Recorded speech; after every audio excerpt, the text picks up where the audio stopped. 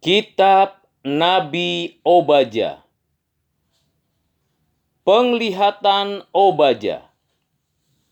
Beginilah firman Tuhan Allah tentang Edom. Suatu kabar telah kami dengar dari Tuhan. Seorang utusan telah disuruh ke tengah bangsa-bangsa. Bangunlah, marilah kita bangkit memeranginya. Sesungguhnya aku membuat engkau kecil di antara bangsa-bangsa. Engkau dihinakan sangat. Keangkuhan hatimu telah memperdayakan engkau. Ya, engkau yang tinggal di liang-liang batu, di tempat kediamanmu yang tinggi. Engkau yang berkata dalam hatimu, siapakah yang sanggup menurunkan aku ke bumi? Sekalipun engkau terbang tinggi seperti burung Raja Wali, bahkan sekalipun sarangmu ditempatkan di antara bintang-bintang, dari sana pun aku akan menurunkan engkau. Demikianlah firman Tuhan. Jika malam-malam pencuri atau perampok datang kepadamu, betapa engkau dibinasakannya. Bukankah mereka akan mencuri seberapa yang diperlukannya? Jika pemetik buah anggur datang kepadamu, bukankah mereka akan meninggalkan sisa-sisa pemetikannya? Betapa kaum Esau digeledah, betapa harta bendanya yang tersembunyi dicari-cari, sampai ke tapal batas engkau diusir oleh semua teman sekutumu. Engkau diperdayakan, dikalahkan oleh sahabat-sahabatmu. Siapa yang makan sehidangan dengan engkau memasang jerat terhadap engkau? Tidak ada pengertian padanya. Bukankah pada waktu itu, demikianlah firman Tuhan, aku akan melenyapkan orang-orang bijaksana dari Edom dan pengertian dari pegunungan Esau. Juga para pahlawanmu, hai teman, akan tertegun, supaya semua orang di pegunungan Esau lenyap terbunuh.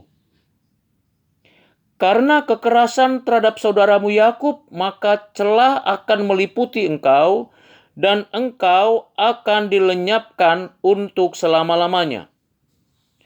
Pada waktu engkau berdiri di kejauhan, sedang orang-orang luar mengangkut kekayaan Yerusalem, dan orang-orang asing memasuki pintu gerbangnya dan membuang undi atasnya, engkau pun seperti salah seorang dari mereka itu.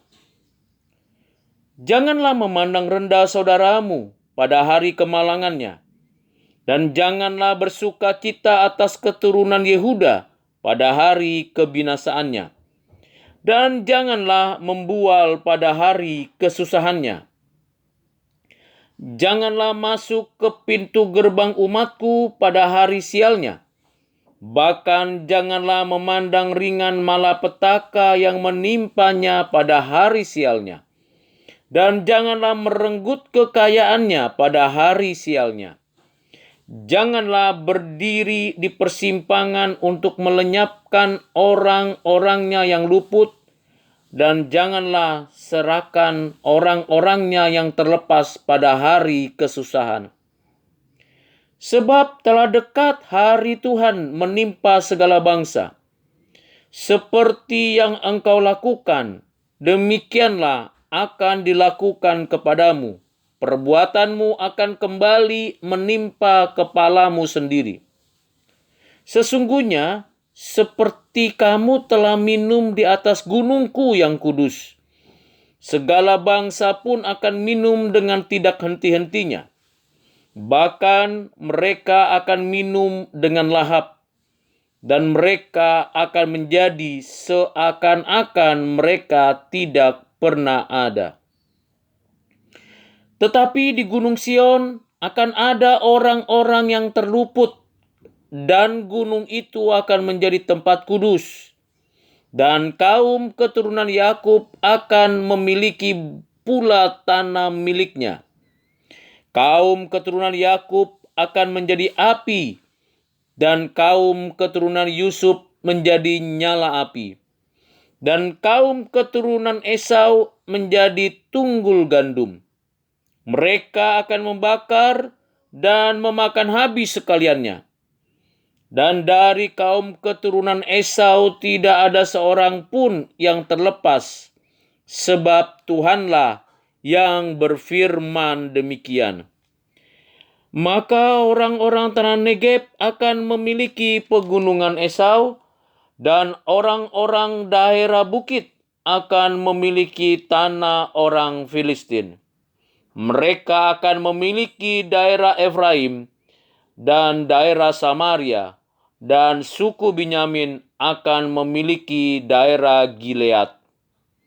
Orang-orang Israel yang diangkut ke dalam pembuangan akan memiliki tanah orang Kanaan sampai ke Zarfat.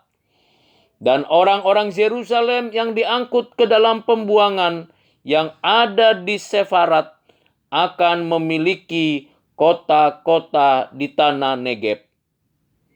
Penyelamat-penyelamat akan naik ke atas gunung Sion untuk menghukumkan pegunungan Esau.